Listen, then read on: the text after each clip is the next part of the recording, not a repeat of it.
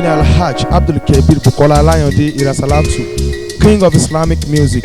Mo ń fa àkókò ìsọ fún èèyàn mi wípé Bísí Ológe TV show òun ni kẹ́ ẹ máa wò níbikíbi, YouTube, Instagram, Facebook, gbogbo ẹ̀ pátápátá ibẹ̀ náà wà. Tẹ́ bá tó fẹ́ ṣayẹyẹ tẹ́ fẹ́ kí gbogbo ayé mọ̀, Bísí Ológe number one, Bísí Ológe number one ni ẹ máa wò wọ́n.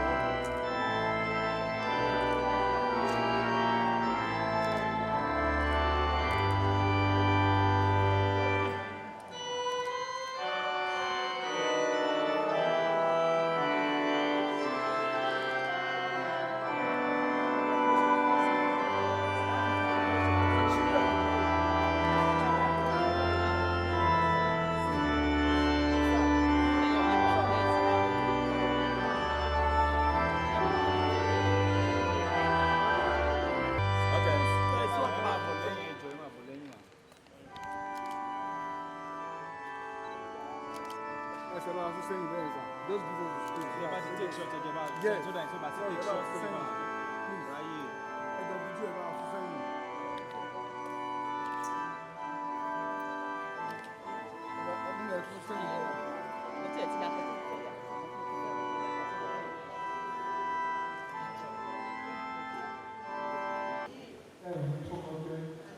Only allowing the people who can. I don't do the people who do. Aṣọ àṣírí Ọlọ́run àgbà kò ní.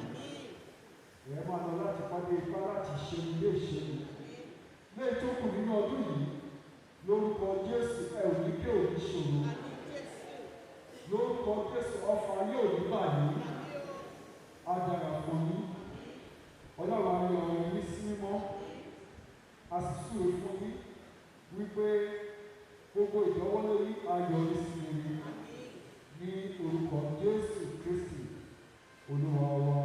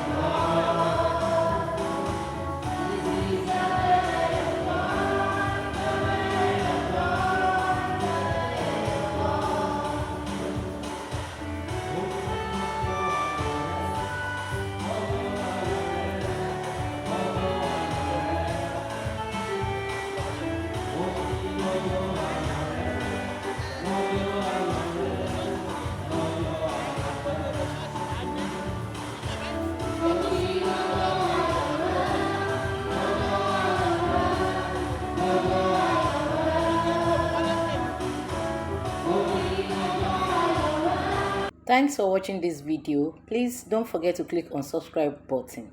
Kindly comment and share. We drop new videos daily. Thank you. God bless you.